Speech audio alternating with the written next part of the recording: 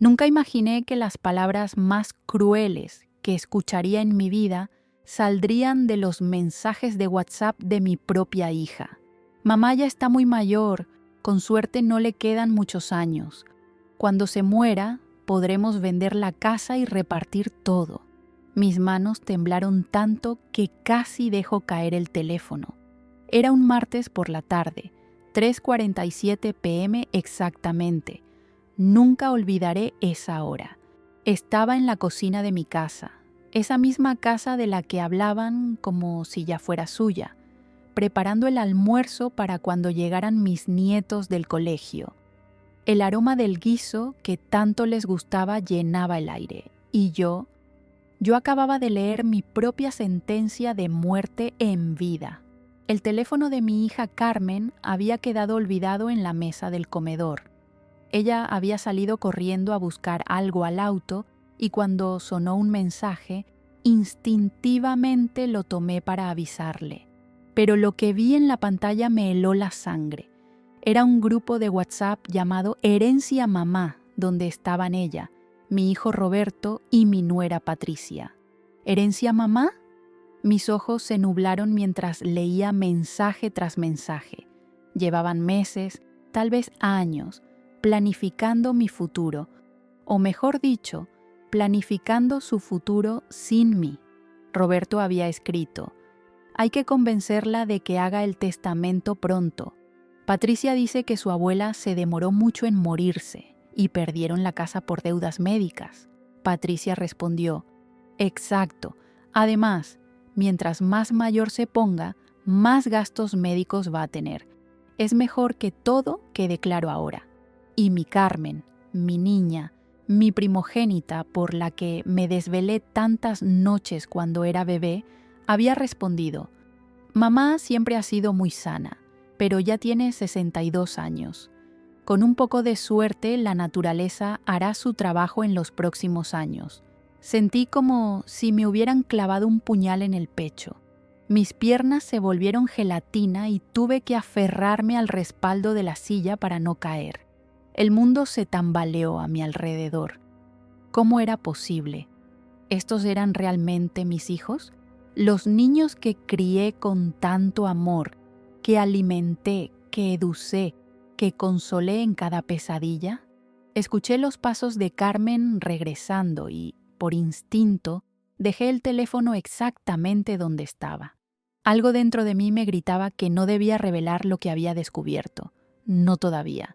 ¿Todo bien, mami?, me preguntó Carmen con esa sonrisa que ahora me parecía falsa, calculadora. Sí, mi amor, logré responder con una voz que no reconocía como mía. Solo estoy un poco cansada. Ay, mami, ya no eres tan joven. Deberías descansar más, me dijo mientras tomaba su teléfono, sin saber que acababa de confirmar cada palabra cruel que había leído. Pero antes de continuar con esta historia que cambió mi vida para siempre, déjame contarte cómo llegué hasta ese momento terrible. Cómo una mujer que dedicó cada día de su existencia a su familia, que sacrificó sus sueños, su carrera, incluso su propia identidad por el bienestar de sus hijos, terminó siendo vista como un obstáculo para la felicidad de aquellos que más amaba. Yo creí ciegamente en el amor de mi familia. Creí que el sacrificio maternal era sagrado, que la entrega incondicional sería correspondida con respeto y cariño. Creí que envejecer rodeada de mis hijos y nietos sería mi recompensa por una vida de dedicación absoluta. Como fui ingenua, como fui tonta. Esa tarde, mientras veía a Carmen jugar con sus hijos en mi sala, mientras escuchaba sus risas llenando mi casa, una parte de mí moría lentamente, pero algo más estaban haciendo, una furia fría, calculadora, que jamás había sentido antes.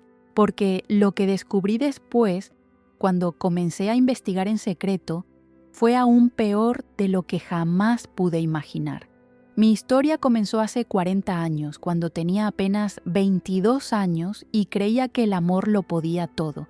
Me casé con Fernando, un hombre trabajador y aparentemente bueno, con la ilusión de formar la familia perfecta que nunca tuve. Mi madre había muerto cuando yo tenía 15 años y mi padre se perdió en el alcohol después de eso. Crecí prometiéndome que mis hijos nunca sentirían el vacío que yo sentí. Cuando nació Carmen, mi primogénita, pensé que había tocado el cielo. Era perfecta, con esos ojitos grandes que me miraban como si yo fuera su mundo entero. 2 años después llegó Roberto, mi varoncito, mi príncipe. Recuerdo que solía decirle a Fernando: somos los padres más afortunados del mundo. Dejé mi trabajo como secretaria en una empresa de seguros cuando Carmen cumplió 1 año. Fernando insistió: los niños necesitan a su madre en casa. Yo me haré cargo de todo. Y yo, ingenua, pensé que era la decisión correcta. Pensé que estaba construyendo algo hermoso, algo duradero. Durante años mi vida giró completamente alrededor de ellos. Me levantaba a las 5 de la mañana para preparar desayunos especiales, para planchar sus uniformes hasta que quedaran perfectos. Cuando Carmen tenía pesadillas, yo dormía en el suelo junto a su cama. Cuando Roberto se enfermó de neumonía a los 5 años, pasé 3 semanas sin dormir, cuidándolo día y noche en el hospital. Recuerdo vívidamente el día que Carmen me dijo que quería estudiar arquitectura. Era costoso, muy costoso para nuestro presupuesto familiar. Fernando dudaba, pero yo vendí las joyas que había heredado de mi madre, lo único valioso que tenía, para pagar su primer año de universidad. Mami, algún día te voy a devolver todo esto y más, me prometió con lágrimas en los ojos. Yo la abracé y le dije: no necesito que me devuelvas nada, mi amor, solo necesito que seas feliz. Con Roberto fue igual. Cuando decidió estudiar ingeniería, trabajé limpiando casas los fines de semana para ayudar con los gastos. Mis manos se llenaron de callos, mi espalda se resintió, pero cada peso que ganaba era para el futuro de mis hijos. Fernando a veces protestaba: te estás matando por ellos. Pero yo respondía: es lo que hace una madre. Cuando Fernando murió de un infarto hace 8 años, pensé que mi mundo se acababa. Pero Carmen y Roberto estuvieron ahí. No te preocupes, mami, nosotros te cuidamos ahora, me dijeron, y yo me sentí bendecida. Había criado hijos agradecidos, hijos que entendían el valor del sacrificio. Carmen ya estaba casada con un contador llamado Miguel y tenían 2 hijos preciosos, Sofía de 12 años y Mateo de 9. Roberto se había casado con Patricia, una mujer que desde el principio me pareció un poco fría, pero que yo acepté con los brazos abiertos porque era la mujer que mi hijo había elegido. Ellos tenían una niña, Valentina, de 7 años. Mi casa se convirtió en el centro de reunión familiar. Todos los domingos preparaba almuerzo para 12 personas. Navidad, cumpleaños, cualquier celebración se hacía en mi casa. Yo cocinaba, limpiaba, organizaba todo. Mami, nadie cocina como tú, me decía Roberto. Esta casa es el corazón de la familia, agregaba Carmen, y yo me sentía útil, necesaria, amada. Cuando los nietos llegaban del colegio, venían directo a mi casa. Yo les ayudaba con las tareas, les preparaba meriendas, los consolaba cuando tenían problemas. Era la abuela perfecta, la que siempre tenía tiempo, paciencia y amor infinito. Pero ahora, recordando esos momentos con la claridad cruel que da el dolor, puedo ver las señales que ignoré, las miradas que Carmen y Roberto intercambiaban cuando yo hablaba de arreglar algo en la casa, las veces que Patricia preguntaba casualmente sobre mis ahorros o mis documentos, las ocasiones en que Miguel, el esposo de Carmen, hacía comentarios sobre lo valiosa que era mi propiedad. Recuerdo una tarde, hace como 6 meses, cuando Carmen me sugirió que hiciera testamento. Es por tu tranquilidad, mami, para que todo esté en orden. Yo pensé que era una hija responsable, preocupada por mi bienestar. Incluso me sentí orgullosa de haberla educado tan bien. No hay prisa, le dije entonces. Todavía me siento joven y fuerte. Claro, mami, pero nunca se sabe. Mira lo que pasó con papá, tan repentino. Ahora entiendo que no era preocupación, era impaciencia. Roberto también había comenzado a hacer comentarios extraños. Mami, esta casa es muy grande para ti sola. ¿No te sientes sola? O, mami, mantener esta casa debe costarte mucho dinero. ¿Estás segura de que puedes con todos los gastos? Yo interpretaba todo como amor, como preocupación genuina por mi bienestar. Pensaba, qué hijos tan maravillosos tengo, siempre pendientes de mí. Incluso cuando Patricia comenzó a traer folletos de residencias para adultos mayores, yo pensé que era consideración. Solo para que tengas opciones, suegra. Hay lugares muy bonitos donde podrías hacer amigas de tu edad. Sé, mi generosidad estaba siendo vista como debilidad. Mi amor incondicional estaba siendo interpretado como ingenuidad. Mi confianza ciega en ellos estaba siendo aprovechada de la manera más cruel posible. Yo aún no sabía que mi generosidad estaba alimentando su codicia, que cada sacrificio que hacía por ellos solo los convencía más de que yo era una mujer sin límites, sin amor propio, incapaz de defenderme. Pero esa tarde, cuando leí esos mensajes terribles, cuando vi mi propia muerte siendo celebrada como una liberación económica, algo fundamental cambió dentro de mí. La madre abnegada comenzó a morir, y en su lugar estaba naciendo una mujer que ya no tenía nada que perder. Después de leer esos mensajes devastadores, mi mente comenzó a trabajar de una manera completamente nueva. Era como si hubiera despertado de un sueño profundo y ahora pudiera ver con una claridad dolorosa todas las señales que había ignorado durante meses, tal vez años.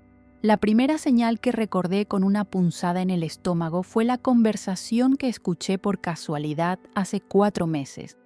Estaba en el baño cuando Carmen y Patricia llegaron a casa, y desde ahí pude oír sus voces en la cocina. ¿Ya averiguaste cuánto vale realmente la casa?, preguntó Patricia en voz baja. Miguel dice que fácilmente $180,000, tal vez más. Está en una zona que se está revalorizando mucho, respondió Carmen. ¿Y ella no sospecha nada? Para nada. Mamá es demasiado confiada. Siempre ha sido así. En ese momento, yo pensé que estaban hablando de algún cliente de Miguel que era contador. Nunca se me ocurrió que estuvieran tasando mi casa, mi patrimonio, como si ya fuera suyo. Ahora recordaba también las veces que Roberto llegaba y revisaba mi correspondencia para ayudarme. Mami, déjame ver las cuentas, no te preocupes por esas cosas, me decía con esa sonrisa que yo interpretaba como amor filial. Pero ahora entendía que estaba monitoreando mis finanzas, calculando mis gastos, evaluando cuánto tiempo podrían durar mis ahorros. Hace 2 meses, Patricia había insistido mucho en acompañarme al banco. Suegra, es peligroso que andes sola con tanto dinero, me dijo cuando fui a renovar un plazo fijo. En el banco, ella se quedó muy cerca mientras yo hacía los trámites, prestando atención a cada detalle. Incluso le preguntó al empleado sobre los beneficios de tener cuentas conjuntas para emergencias familiares. Es muy inteligente su nuera, me había dicho el empleado después. Está pensando en su futuro. ¡Qué ironía! Sí estaba pensando en el futuro, pero no en el mío. También recordé la insistencia extraña de Carmen sobre mis documentos. Mami, ¿dónde guardas tu escritura de la casa? Y tu testamento. Deberías tener todo en un lugar seguro. Cuando le dije que no había hecho testamento aún, su reacción fue demasiado intensa. Mami, ¿cómo es posible? ¿Qué pasa si te ocurre algo? Todo se va a complicar muchísimo. Yo pensé que era una hija responsable. Ahora veo que era una heredera impaciente. Las conversaciones telefónicas que se cortaban abruptamente cuando yo entraba a la habitación. Los cuchicheos que cesaban cuando me acercaba. Las miradas cómplices entre Carmen y Roberto cuando yo mencionaba algún gasto o algún plan a futuro. Hace 3 semanas, cuando mencioné que estaba pensando en remodelar la cocina, la reacción de Roberto fue extraña. ¿Para qué, mami? Ya está bien así. Además, esas cosas cuestan mucho dinero. Pero cuando Patricia sugirió que mejor esperara hasta ver cómo evolucionan las cosas, Roberto asintió con demasiado entusiasmo. Incluso los nietos habían comenzado a actuar diferente. Sofía, la hija de Carmen, me había preguntado hace un mes: «Abuela, ¿es verdad que cuando te mueras esta casa va a ser de mami?». Yo me reí, pensando que era curiosidad infantil, pero ahora entiendo que había escuchado conversaciones que no debería haber escuchado. Y las visitas... Dios mío, las visitas habían cambiado tanto. Antes venían a verme, a pasar tiempo conmigo. Ahora venían a revisar cosas. Roberto siempre encontraba algo que necesitaba arreglo. «Mami, esa gotera del techo se va a empeorar». O «Mami, las tuberías están muy viejas, van a dar problemas». Cada observación venía acompañada de un suspiro y un comentario sobre lo costoso que era mantener una casa tan grande. Carmen había comenzado a traer revistas de decoración, pero no para mostrarme ideas bonitas, sino para señalar lo anticuado que estaba todo. «Mami, mira qué lindas están las casas modernas ahora. Más pequeñas, más fáciles de mantener, más económicas». Patricia era aún más directa. «Suegra, usted se mata manteniendo esta casa. En una residencia para adultos mayores estaría más tranquila, con gente de su edad, sin preocupaciones». Y cuando yo protestaba diciendo que me sentía bien en mi casa, ella insistía: «Pero piense en el futuro, suegra. ¿Qué va a pasar cuando ya no pueda subir las escaleras? Cuando necesite ayuda?». Todas esas conversaciones que yo interpretaba como preocupación genuina eran en realidad presión psicológica. Me estaban preparando mentalmente para la idea de dejar mi casa, de simplificar mi vida, de no ser una carga para ellos.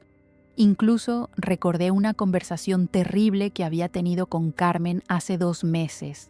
Estábamos viendo una película donde una anciana moría en paz rodeada de su familia y Carmen comentó: «Qué lindo morir así, ¿no, mami? Sin sufrir, sin ser una carga para nadie». «Sí, mi amor», había respondido yo, sin entender que estaba siendo condicionada a aceptar la idea de mi propia muerte como algo deseable, como un alivio para todos. Los comentarios sobre mi salud también habían aumentado. «Mami, te veo más cansada».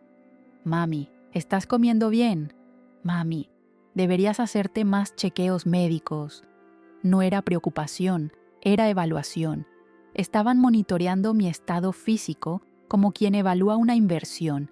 Y yo, Dios mío, yo agradecía toda esa atención. Les decía: «Qué suerte tengo de tener hijos tan preocupados por mí».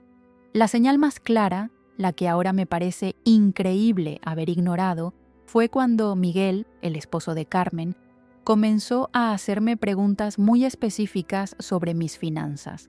«Suegra, ¿usted tiene seguro de vida? ¿Sus ahorros están en el banco o invertidos? ¿Ha pensado en hacer una donación en vida para evitar impuestos de herencia?». Yo pensaba que era un contador profesional dándome consejos gratuitos. Ahora entiendo que estaba haciendo un inventario completo de mi patrimonio. Mi corazón sabía que algo estaba mal, pero mi mente se negaba a aceptar la verdad. Cada vez que una vocecita interior me susurraba que algo no encajaba, yo la silenciaba con pensamientos como: «Son mis hijos, me aman, estoy siendo paranoica, es normal que se preocupen por mi futuro». Pero esa tarde Después de leer esos mensajes crueles, todas las piezas del rompecabezas comenzaron a encajar de la manera más dolorosa posible. No era paranoia, no era imaginación, era la verdad más cruda y devastadora. Mis propios hijos estaban esperando mi muerte como quien espera una herencia, y mientras tanto me estaban manipulando psicológicamente para que aceptara mi propio destino con resignación. Esa noche, por primera vez en años, no pude dormir, no por preocupación maternal, sino por algo mucho más poderoso, por la furia de una mujer que finalmente había abierto los ojos y se daba cuenta de que había estado viviendo una mentira. Y lo peor de todo era que aún no sabía hasta dónde llegaba su traición. Los días siguientes a mi descubrimiento fueron los más extraños de mi vida. Por fuera, seguía siendo la misma madre y abuela de siempre. Preparaba desayunos, ayudaba con las tareas, sonreía cuando llegaban de visita. Pero por dentro, algo había cambiado para siempre. Me había convertido en una detective de mi propia vida, y cada día que pasaba, las evidencias se acumulaban como piedras en mi estómago. Decidí comenzar por lo más obvio, sus teléfonos. Conocía las contraseñas de todos porque yo misma se las había pedido meses atrás por si pasaba algo y necesitaba contactar a alguien.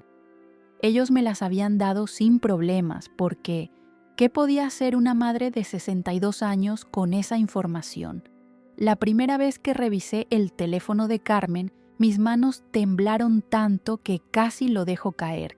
Encontré el grupo Herencia Mamá y comencé a leer desde el principio. Los mensajes más antiguos databan de hace 8 meses. 8 meses planeando mi futuro sin mí. El primer mensaje era de Roberto. Creo que es hora de que hablemos seriamente sobre mamá. No va a vivir para siempre y necesitamos tener todo claro. Carmen había respondido. Tienes razón. Además, mantener esa casa le está costando mucho. Sería mejor para ella y para nosotros que las cosas estuvieran organizadas. Patricia se había unido al grupo 3 días después con un mensaje que me heló la sangre. Hola, cuñada. Roberto me contó de qué se trata esto. Yo pasé por lo mismo con mi abuela. Lo importante es actuar antes de que se ponga muy senil o se enferme gravemente. Después es más complicado. Seguí leyendo mensaje tras mensaje, viendo cómo planificaban mi vida como si fuera un proyecto empresarial. Habían investigado residencias para adultos mayores, habían consultado con abogados sobre herencias, incluso habían hablado con un tasador de propiedades. Miguel, el esposo de Carmen, había enviado un mensaje particularmente cruel. La casa vale mínimo 180,000. Si la vendemos y la ponemos en una residencia decente, nos quedarían unos 120,000 para repartir, más los ahorros que tenga. ¿Y si se resiste a irse de la casa?, había preguntado Patricia. La respuesta de Carmen me partió el alma. Mamá siempre ha sido muy manipulable. Solo hay que presionarla de la manera correcta, hacerle ver que es lo mejor para ella. Roberto había agregado, exacto. Y si no funciona, siempre podemos usar el tema de la salud. Decir que estamos preocupados, que no puede vivir sola, esas cosas. Pero lo que más me dolió fue leer un mensaje de Carmen de hace 3 semanas. A veces siento lástima por mamá. Ha sido tan buena con nosotros, pero también pienso que ella ya vivió su vida. Nosotros tenemos hijos que educar, gastos, proyectos. Es nuestro turno de vivir. Patricia había respondido, exacto. Ella tuvo su oportunidad. Ahora nos toca a nosotros. Tuve que correr al baño a vomitar. Literalmente. Mi propio estómago rechazaba la crueldad de esas palabras, pero eso era solo el comienzo. En el teléfono de Roberto encontré conversaciones con Patricia que eran aún peores. Habían estado investigando mis rutinas médicas, mis citas con el doctor, Incluso habían hablado con mi médico haciéndose pasar por hijos preocupados. El doctor dice que mamá está muy bien de salud para su edad, había escrito Roberto. Dice que podría vivir fácilmente otros 15 o 20 años. La respuesta de Patricia fue escalofriante. Demasiado tiempo. Necesitamos acelerar el proceso de convencerla de que se mude. También descubrí que habían estado monitoreando mis gastos.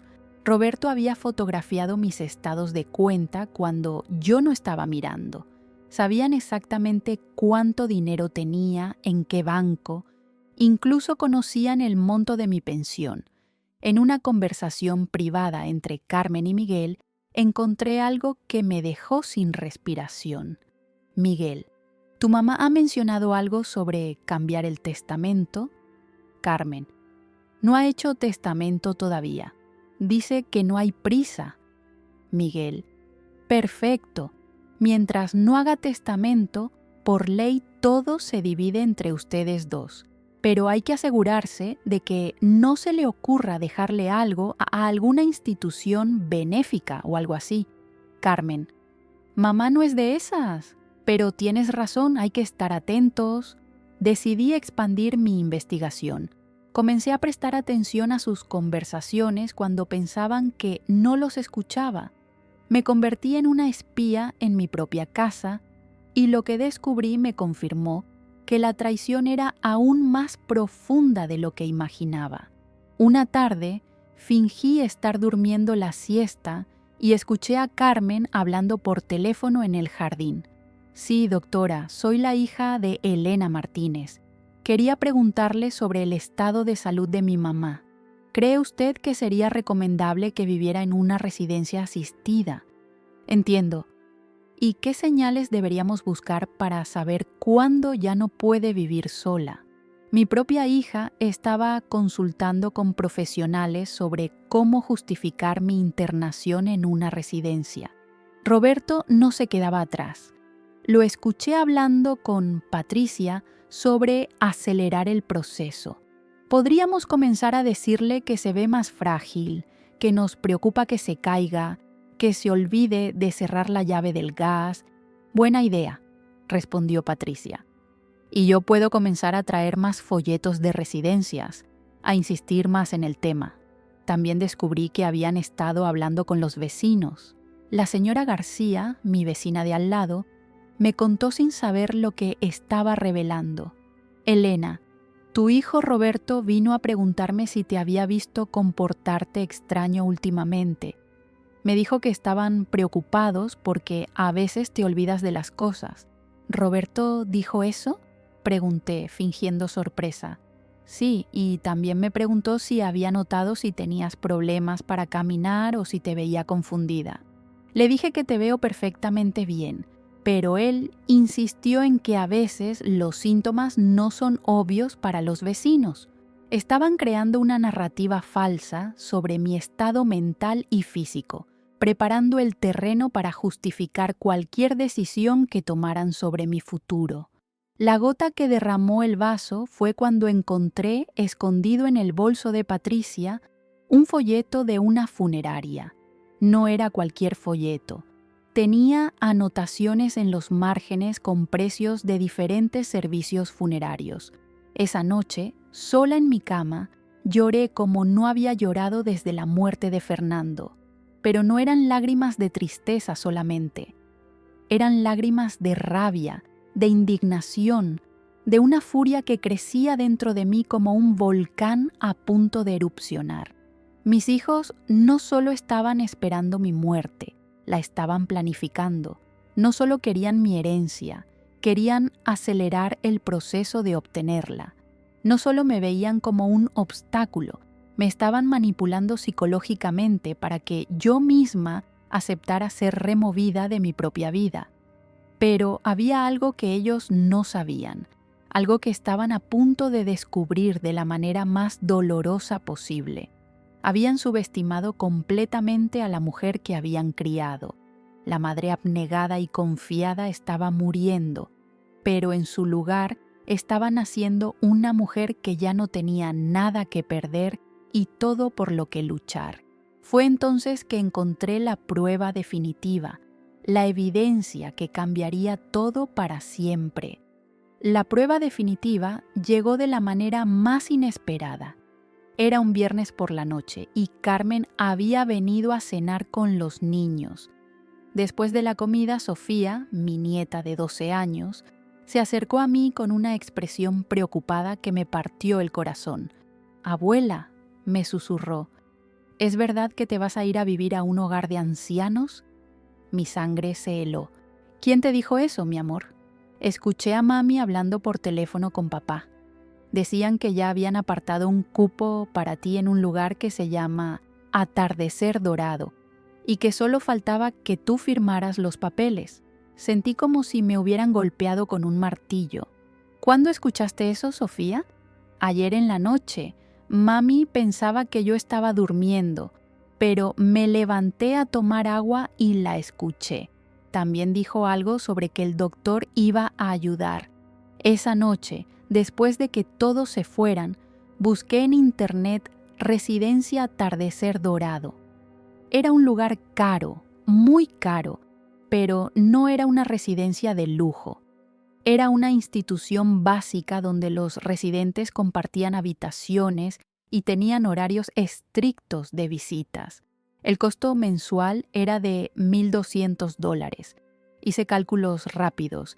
Si me internaban ahí, mis ahorros se agotarían en aproximadamente 6 años. Después de eso, tendría que depender completamente de ellos o del Estado.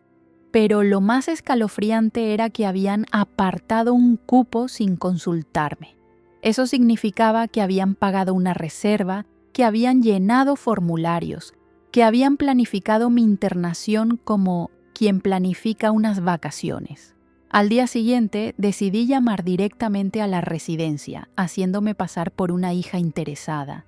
«Buenos días», llamo para preguntar sobre el cupo que apartaron para la señora Elena Martínez. «Ah, sí, señora Carmen. Su mamá está programada para ingresar el 15 del próximo mes. Ya tenemos toda la documentación médica que nos envió». Mi corazón se detuvo. ¿Documentación médica?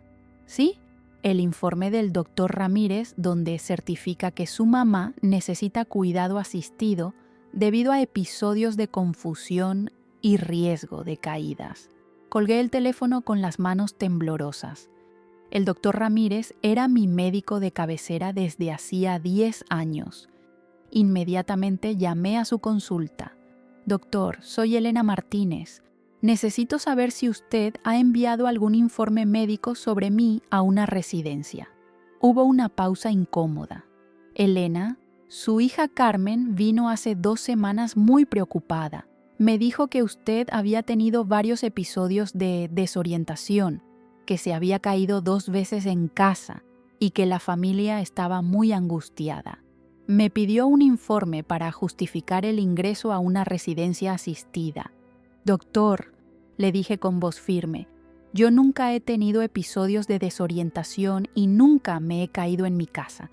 Mi hija le mintió». El silencio del otro lado del teléfono fue ensordecedor. «Elena, esto es muy grave.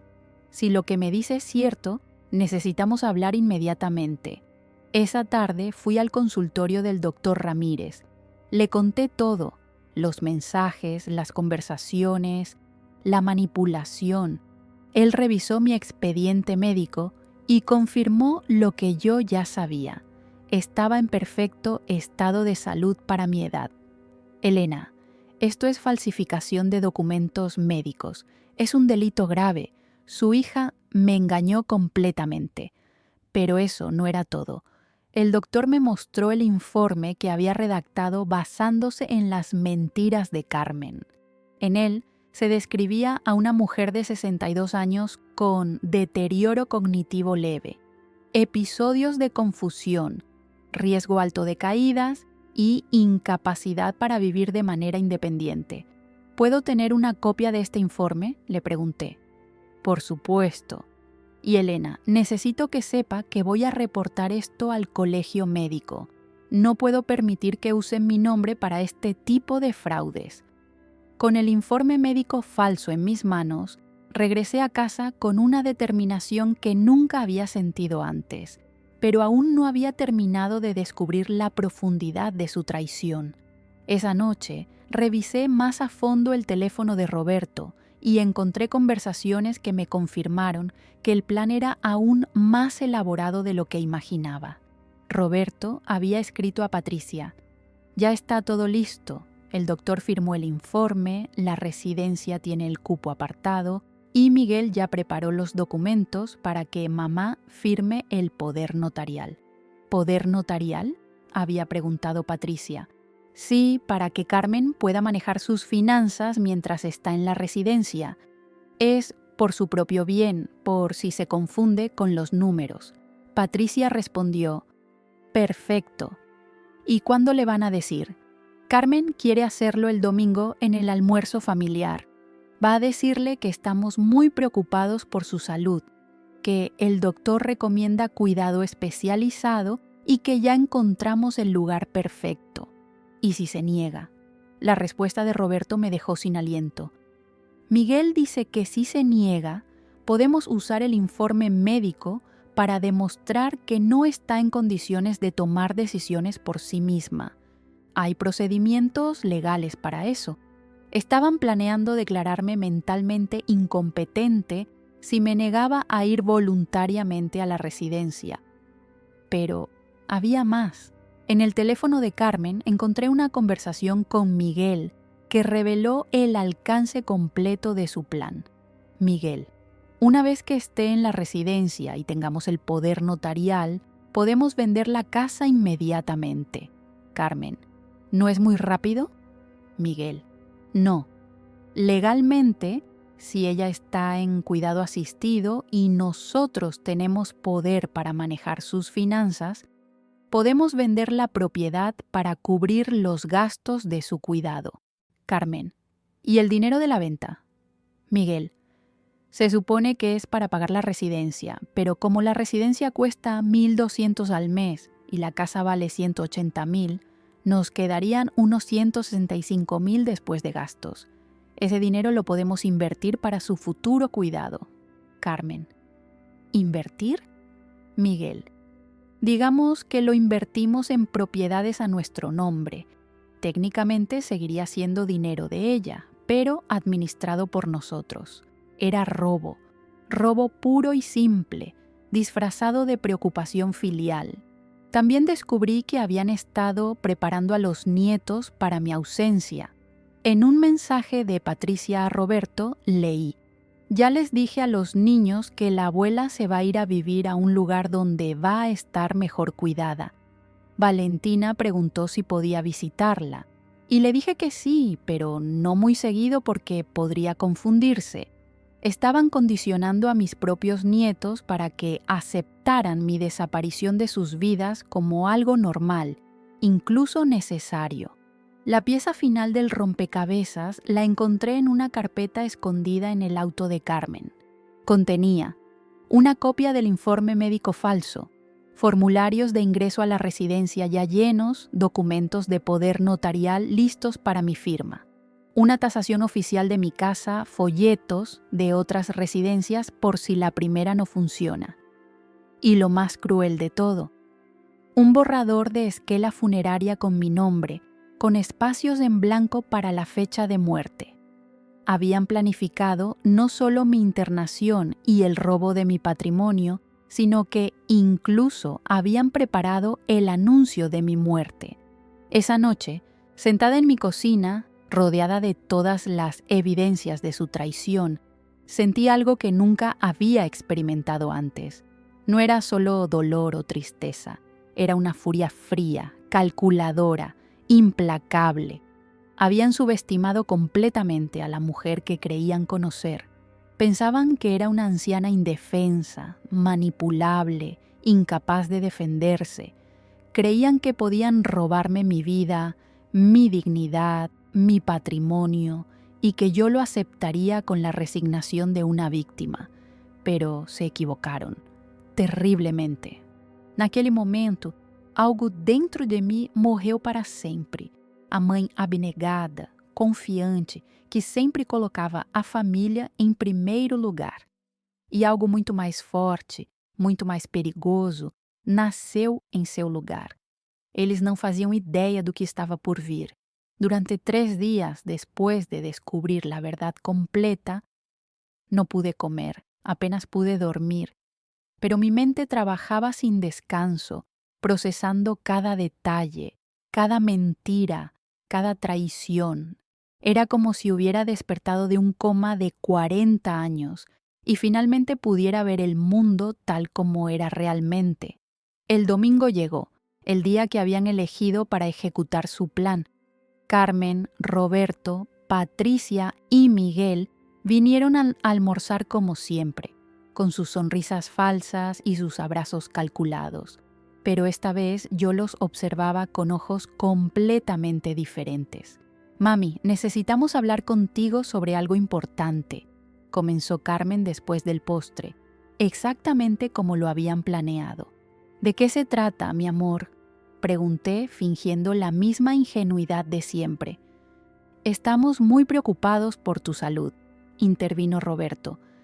«El doctor Ramírez nos dijo que has tenido algunos episodios de confusión. Los dejé hablar, los dejé mentir, los dejé actuar su teatro cruel mientras yo tomaba notas mentales de cada palabra, cada gesto, cada manipulación». Cuando terminaron su presentación sobre la maravillosa residencia Atardecer Dorado, les dije exactamente lo que esperaban escuchar. «Bueno, si ustedes creen que es lo mejor para mí, confío en su criterio». Vi el alivio en sus rostros, la satisfacción apenas disimulada. Carmen hasta se le llenaron los ojos de lágrimas falsas. «Ay, mami, sabía que entenderías. Es por tu propio bien». «¿Cuándo sería el traslado?», pregunté con voz temblorosa. «En 2 semanas», respondió Miguel, «y necesitaríamos que firmaras algunos documentos para que Carmen pueda ayudarte con tus finanzas mientras te adaptas». «Por supuesto», dije, «haré lo que sea necesario». Esa noche, después de que se fueran, comencé a ejecutar mi propio plan, porque durante esos 3 días de insomnio y dolor había diseñado una estrategia que los dejaría exactamente donde merecían estar, expuestos, humillados y enfrentando las consecuencias legales de sus actos. Lo primero que hice fue contactar a un abogado, no cualquier abogado, sino al mejor especialista en derecho de familia y fraude que pude encontrar.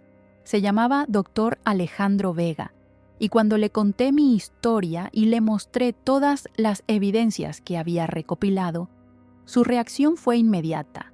«Señora Martínez, esto es un caso de fraude familiar, falsificación de documentos médicos y conspiración para cometer robo. Sus hijos podrían enfrentar cargos criminales muy serios. Eso es exactamente lo que quiero», le respondí con una calma que me sorprendió a mí misma. El doctor Vega me explicó que teníamos evidencias más que suficientes: los mensajes de WhatsApp, las conversaciones grabadas. Había comenzado a grabar todas nuestras interacciones con mi teléfono, el informe médico falso, los documentos preparados sin mi consentimiento y los testimonios del doctor Ramírez y la residencia. «Podemos proceder de 2 maneras», me dijo. «Podemos confrontarlos directamente y darles la oportunidad de retractarse, o podemos ir directamente a las autoridades. Quiero que paguen por todo lo que han hecho», le dije, «pero quiero hacerlo de manera que nunca olviden la lección». Juntos diseñamos una estrategia que era tan calculada como cruel, tan justa como devastadora. Primero, contraté a un investigador privado para que documentara todas sus actividades. Quería saber exactamente cómo habían gastado el dinero que ya habían apartado para la residencia, qué otros planes tenían y si había más gente involucrada en su conspiración. El investigador, un hombre llamado Carlos Mendoza, me trajo información que confirmó mis peores sospechas. Roberto había pedido un préstamo bancario usando mi casa como garantía, mintiendo sobre tener mi autorización. Carmen había comenzado a vender algunas de mis pertenencias para hacer espacio antes de mi mudanza. Patricia había estado mostrando mi casa a posibles compradores, diciéndoles que estaría disponible muy pronto. Pero lo más indignante fue descubrir que Miguel había abierto una cuenta bancaria a nombre de una empresa ficticia llamada Cuidados Elena S.A., donde planeaba depositar el dinero de la venta de mi casa. Segundo, cambié todos mis documentos legales. Hice un testamento nuevo donde les dejaba exactamente $1 a cada uno de mis hijos, con una nota explicando por qué. El resto de mi patrimonio lo destiné a una fundación para adultos mayores víctimas de abuso familiar. También cambié todas mis contraseñas, moví mis ahorros a un banco diferente y puse mi casa bajo un fideicomiso que me protegía de cualquier intento de venta forzosa. Tercero, comencé a recopilar testimonios. Hablé con vecinos, con mi médico, con empleados del banco, con cualquier persona que hubiera sido contactada por mis hijos. Todos confirmaron la misma historia. Una familia aparentemente preocupada preparando el terreno para justificar decisiones que yo nunca había tomado. La señora García, mi vecina, me contó algo que me heló la sangre. Elena, tu nuera Patricia vino la semana pasada a preguntarme si estaría interesada en comprar algunos de tus muebles. Me dijo que te ibas a mudar y que querías vender todo rápido. Cuarto, preparé mi contraataque mediático. Contacté a una periodista especializada en casos de abuso familiar, María Elena Soto, que había ganado varios premios por sus investigaciones. Cuando le conté mi historia y le mostré las evidencias, se mostró fascinada. Señora Martínez, este es exactamente el tipo de caso que necesita ser expuesto públicamente. El abuso familiar hacia adultos mayores es más común de lo que la gente cree, pero rara vez tenemos evidencias tan claras. Acordamos que ella haría un reportaje completo, pero solo después de que yo hubiera ejecutado mi plan legal. Quinto, y más importante, comencé a prepararme psicológicamente para lo que venía. Sabía que una vez que pusiera mi plan en marcha, no habría vuelta atrás. Mis hijos me odiarían. Probablemente nunca volvería a ver a mis nietos y mi familia, tal como la conocía, dejaría de existir. Pero también sabía que la familia que creía tener era una ilusión. La familia real, la que había descubierto, era un grupo de personas que me veían como un obstáculo para su felicidad económica. Durante esas 2 semanas de preparación, seguí actuando como la madre ingenua de siempre. Les sonreía cuando venían de visita, les agradecía su preocupación, incluso les ayudé a empacar algunas de mis cosas para la mudanza. Pero cada sonrisa falsa que les daba, cada gracias, mi amor que les decía, cada abrazo que les permitía, era parte de mi estrategia. Los estaba dejando hundirse más profundo en su propia trampa. Carmen incluso me trajo flores el día antes de la fecha programada para mi ingreso a la residencia. Mami, mañana comienza una nueva etapa de tu vida. Vas a estar tan bien cuidada. Sí, mi amor, le respondí. Mañana todo va a cambiar. No tenía idea de cuán cierto era eso. Esa noche, la última noche en que ellos creían que tenían control sobre mi vida, me senté en mi cocina rodeada de todos los documentos legales, todas las evidencias, todos los testimonios que había recopilado. En unas pocas horas, sus vidas cambiarían para siempre. Habían planeado robarme mi dignidad, mi patrimonio, mi libertad. Habían conspirado para declararme incompetente, para encerrarme en una institución, para borrarme de mi propia vida. Pero habían cometido un error fatal. Habían subestimado completamente a la mujer que creían conocer. Ellos no tenían idea de lo que estaba por venir. No sabían que la víctima indefensa que habían estado manipulando durante meses se había transformado en su peor pesadilla. Era hora del ajuste de cuentas final. El día había llegado. Era lunes, 15 de octubre, la fecha que habían elegido para mi traslado a la residencia Atardecer Dorado. Carmen llegó a las 9 de la mañana con una sonrisa radiante y 2 maletas vacías. «Buenos días, mami. ¿Lista para tu gran día?», me dijo, besándome la mejilla con esa falsedad que ya me resultaba nauseabunda. «Sí, mi amor, estoy un poco nerviosa, pero confío en ustedes», respondí interpretando mi papel por última vez. Roberto llegó media hora después con Miguel. Traían los documentos del poder notarial y una carpeta llena de papeles para hacer todo más fácil. «Mami, antes de irnos necesitamos que firmes estos documentos», me dijo Roberto con esa sonrisa condescendiente que ahora me daba náuseas. «¿Qué documentos, mi amor?». Miguel se acercó con su aire de contador profesional. «Son solo formalidades, suegra. El poder notarial para que Carmen pueda manejar sus cuentas bancarias mientras se adapta y algunos papeles de la residencia». Tomé los documentos y los revisé lentamente, como si fuera una anciana confundida tratando de entender palabras complicadas. En realidad, estaba memorizando cada detalle para mi abogado. «Hay tantos papeles», murmuré. «¿Están seguros de que todo esto es necesario?». «Completamente seguro», respondió Miguel. «Es por su propio bien». «Está bien», dije, tomando la pluma. «Confío en ustedes». Pero en lugar de firmar, dejé caer la pluma como si mis manos temblaran. «Ay, perdón. Estoy muy nerviosa. ¿Podrían traerme un vaso de agua?». Carmen se fue a la cocina y aproveché ese momento para activar discretamente la grabadora que tenía escondida en mi blusa. Todo lo que dijera a partir de ese momento quedaría registrado. Cuando Carmen regresó, tomé el agua y respiré profundo. «Antes de firmar, ¿podrían explicarme exactamente qué dice cada documento? Quiero entender bien». Vi una sombra de impaciencia cruzar por el rostro de Roberto, pero Miguel mantuvo su sonrisa profesional. «Por supuesto, suegra. Este primer documento le da a Carmen autoridad para manejar sus cuentas bancarias.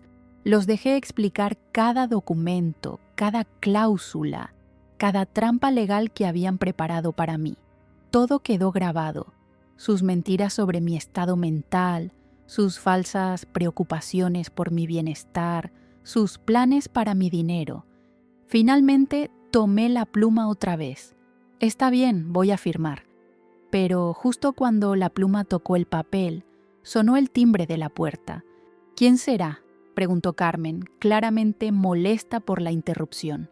«No sé», dije levantándome. «Voy a ver». Abrí la puerta y ahí estaba el doctor Alejandro Vega, mi abogado, acompañado de 2 oficiales de policía y el investigador privado Carlos Mendoza. «Buenos días, señora Martínez», dijo el doctor Vega en voz alta, lo suficientemente fuerte para que todos en la sala lo escucharan. «Venimos a ejecutar la orden judicial que solicitó». El silencio que siguió fue ensordecedor. Vi cómo la sangre se drenaba de los rostros de mis hijos. ¿Qué está pasando aquí?», tartamudeó Roberto. Me di vuelta hacia ellos con una calma que me sorprendió a mí misma. «Lo que está pasando, Roberto, es que descubrí su pequeño plan». Carmen se puso de pie, con los ojos muy abiertos. «Mami, ¿de qué estás hablando?».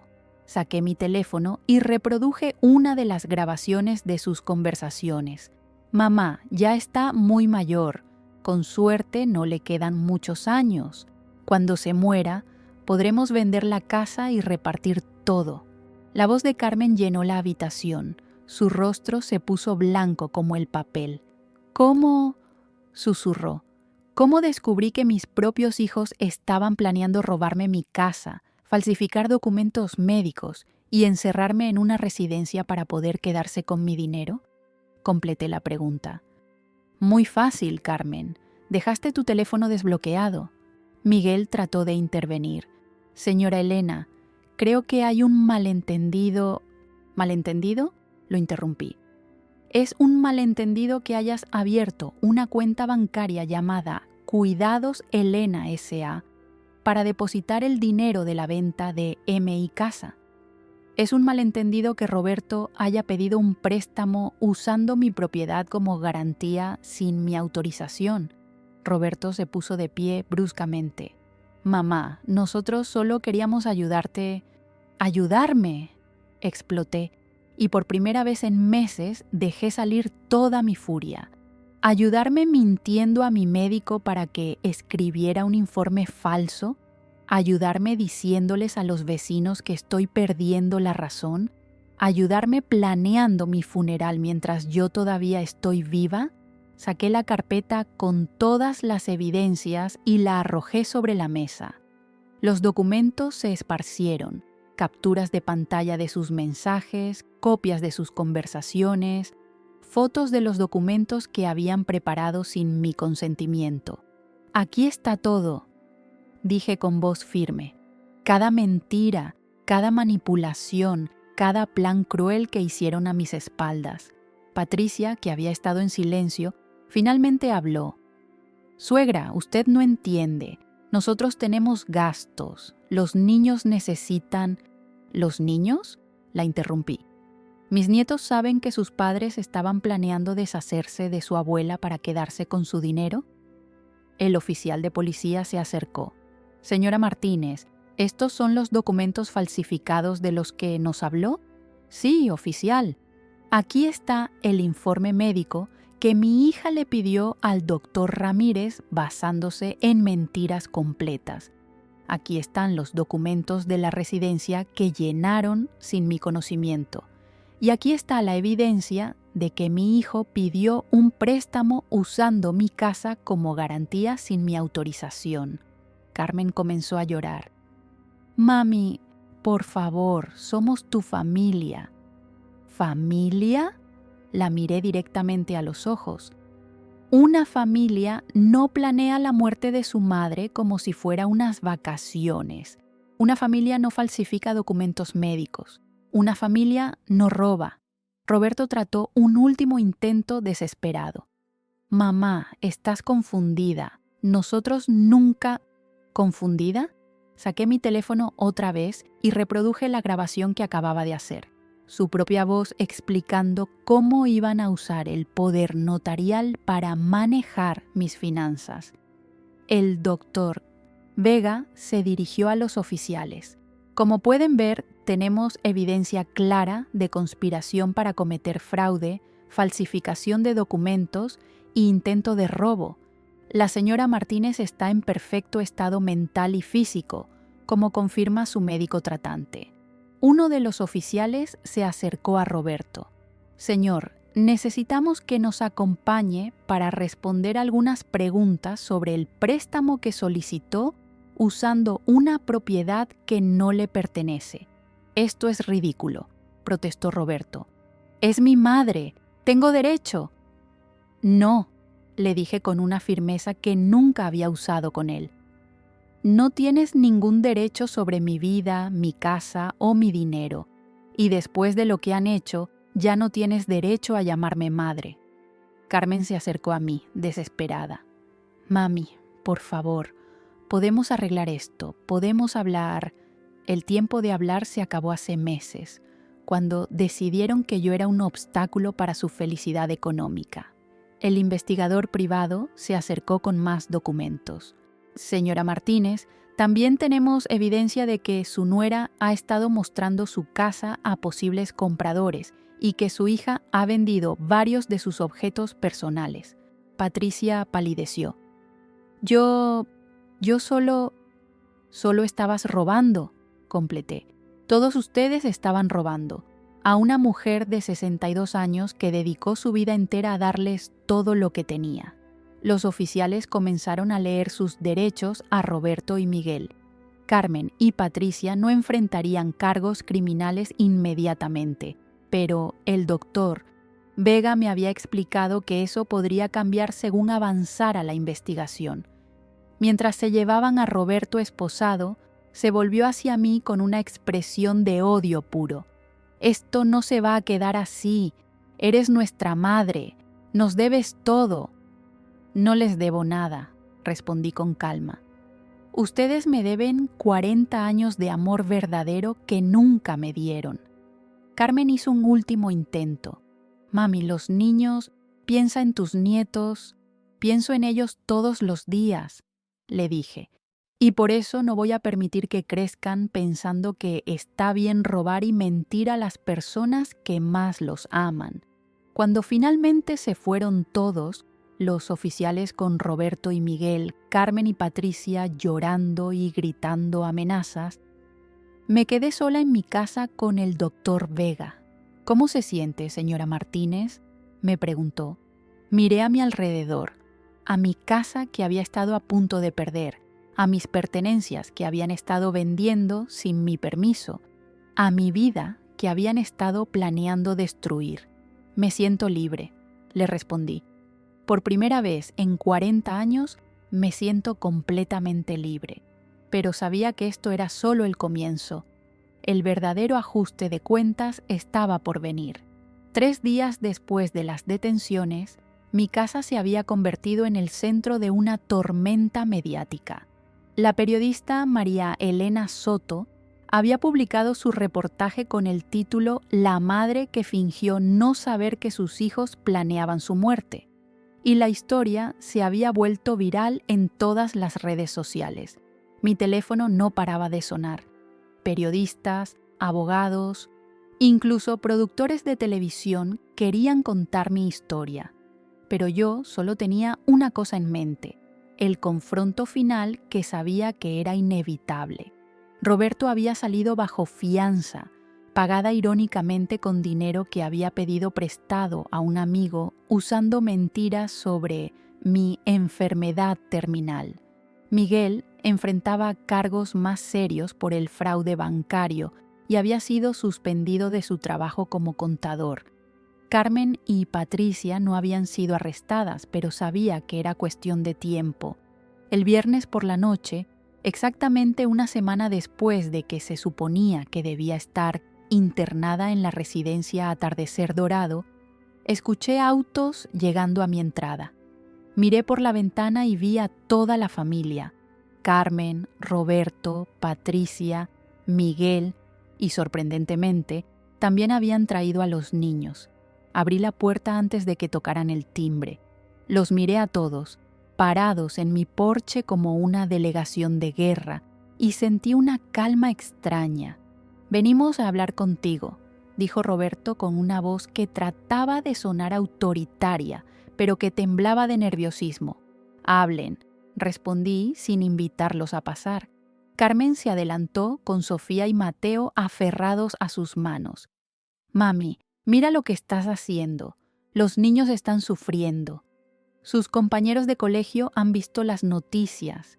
Están siendo humillados por tu culpa». Miré a mis nietos. Sofía, de 12 años, me miraba con confusión y dolor. Mateo, de 9, tenía los ojos rojos de tanto llorar. Valentina, la hija de Roberto, se escondía detrás de Patricia. «¿Por mi culpa?», repetí lentamente. «Los niños están sufriendo por mi culpa».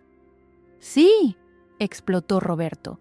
«Tú destruiste esta familia, tú nos metiste en la cárcel, tú arruinaste nuestras vidas».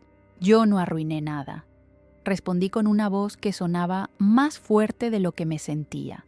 «Ustedes arruinaron sus propias vidas cuando decidieron que mi muerte sería su ganancia».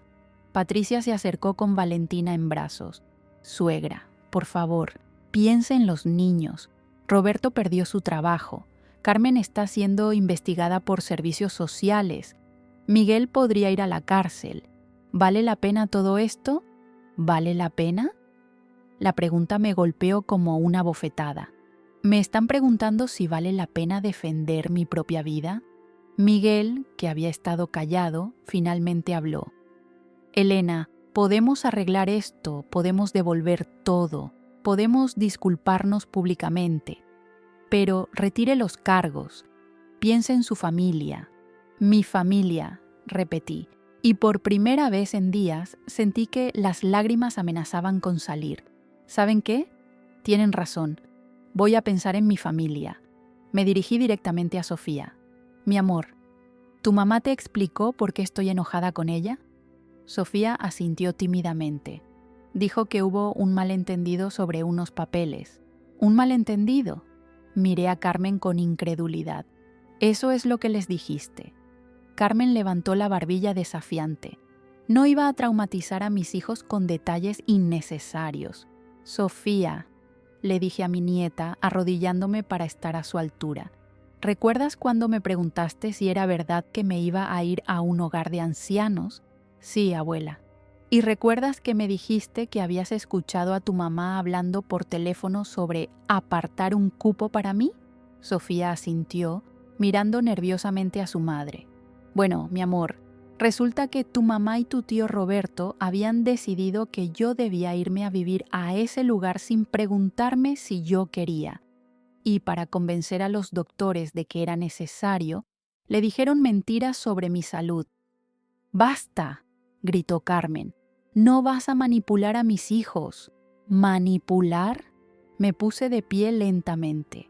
Carmen, durante 8 meses ustedes manipularon a toda la familia, a los médicos, a los vecinos, incluso a estos niños, haciéndoles creer que yo estaba enferma y confundida. ¿Y ahora me acusan a mí de manipulación por decir la verdad? Roberto se acercó amenazadoramente. Mamá, esto se acabó.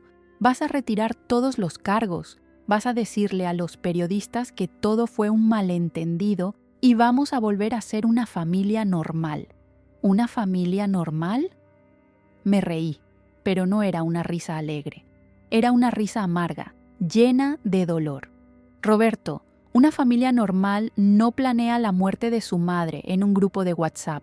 Una familia normal no falsifica documentos médicos. Una familia normal no roba. «No estábamos robando», gritó Patricia. «Íbamos a cuidar de ti». Saqué mi teléfono y busqué una de las grabaciones. ¿Quieren que reproduzca la conversación donde Miguel explica cómo iban a invertir el dinero de la venta de mi casa en propiedades a su nombre? Miguel palideció. Eso fue sacado de contexto. ¿Contexto? Miré a cada uno de ellos. ¿En qué contexto está bien robar a tu propia madre?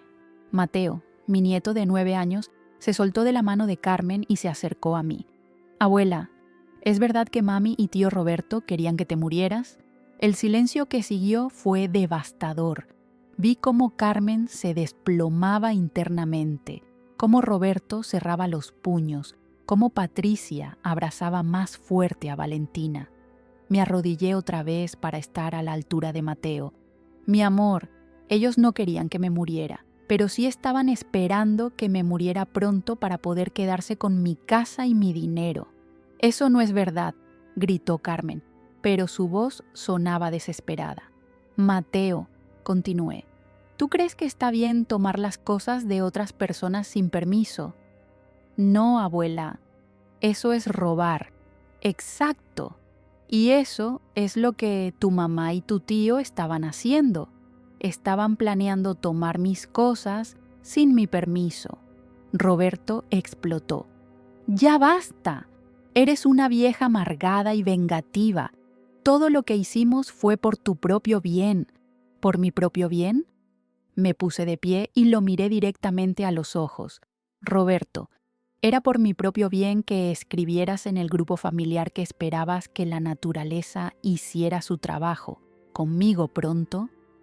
¿Era por mi propio bien que Patricia preguntara si 15 o 20 años más de vida era demasiado tiempo? Vi cómo los niños procesaban estas palabras. Sofía comenzó a llorar.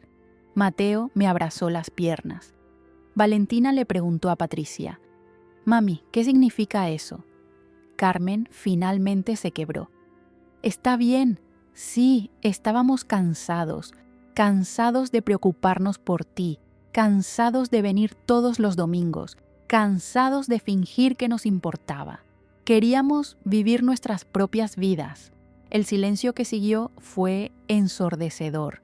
Incluso Roberto la miró con horror por haber dicho la verdad enfrente de los niños. «Gracias», le dije con calma. «Gracias por finalmente ser honesta». Me dirigí a los niños. «Mis amores, quiero que sepan algo muy importante. Ustedes no tienen la culpa de nada de esto. Ustedes son inocentes y yo los amo más de lo que las palabras pueden expresar. Pero sus padres tomaron decisiones muy malas y ahora tienen que enfrentar las consecuencias». Sofía me miró con lágrimas en los ojos. «Abuela, ¿ya no vamos a poder verte más?» Mi corazón se partió en 1000 pedazos.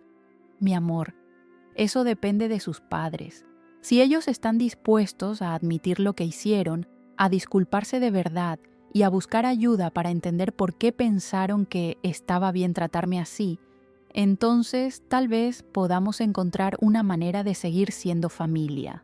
Carmen se limpió las lágrimas. «¿Qué quieres que hagamos? Quiero que admitan públicamente lo que hicieron. Quiero que se disculpen con cada persona a la que mintieron sobre mi estado mental. Quiero que devuelvan cada peso que gastaron de mi dinero. Y quiero que vayan a terapia familiar para entender cómo llegaron a pensar que yo era su enemiga en lugar de su madre». Roberto negó con la cabeza. «Eso arruinaría nuestras reputaciones para siempre». «Sus reputaciones ya están arruinadas», le respondí. «La diferencia es que ahora pueden elegir si van a ser recordados como los hijos que robaron a su madre o como las personas que cometieron errores terribles pero tuvieron el valor de enmendarlos».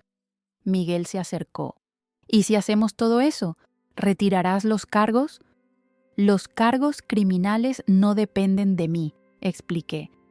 «Esos los maneja la fiscalía, pero sí puedo decidir no cooperar con más investigaciones si veo un cambio real, genuino en ustedes». Patricia preguntó: «¿Y la herencia?». La miré con incredulidad. «¿En serio? Después de todo esto, todavía estás pensando en la herencia». «Yo no quise decir». «Sí quisiste decir exactamente eso», la interrumpí. «Y esa es exactamente la razón por la que mi testamento ahora deja todo mi patrimonio a una fundación para adultos mayores víctimas de abuso familiar». El shock en sus rostros habría sido cómico si no fuera tan trágico. «Pero», continué, «si veo un cambio real, si veo que entienden el daño que me causaron y están genuinamente arrepentidos, podría reconsiderar. No para ustedes, sino para estos niños que no merecen pagar por los errores de sus padres». Carmen se acercó a mí. «Mami, nosotros lo sentimos mucho». «No», le dije firmemente. «No me digas que lo sientes. Demuéstramelo. Demuéstraselo al mundo. Demuéstraselo a tus hijos». Los miré a todos por última vez. Tienen una oportunidad de hacer lo correcto. Una sola oportunidad. Si la desperdician, si siguen mintiendo, si siguen tratando de manipular la situación, entonces realmente habrán perdido a su madre para siempre. Se fueron esa noche en silencio. Los niños me abrazaron antes de irse y yo les susurré que los amaba y que siempre estaría ahí para ellos, sin importar lo que pasara. 3 meses después, Carmen y Roberto aparecieron en el programa de televisión más visto del país. Con lágrimas reales en los ojos, admitieron todo lo que habían hecho. Se disculparon conmigo, con sus hijos, con el público.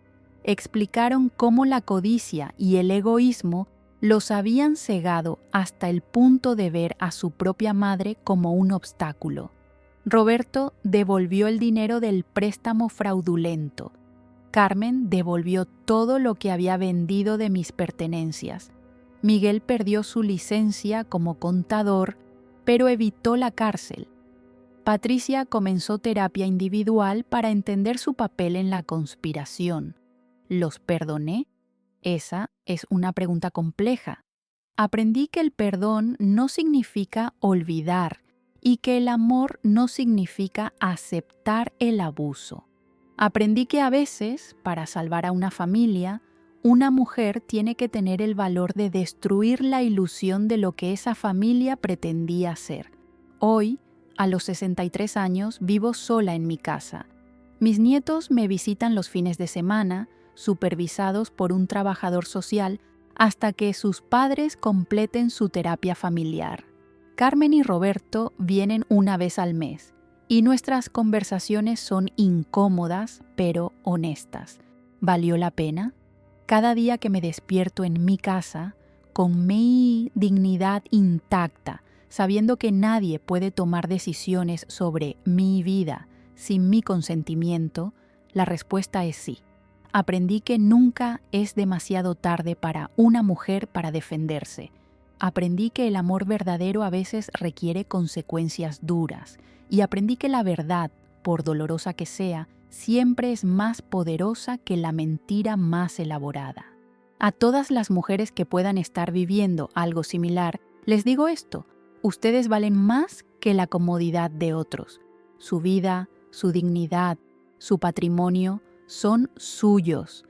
Y nunca, nunca es demasiado tarde para luchar por lo que es suyo.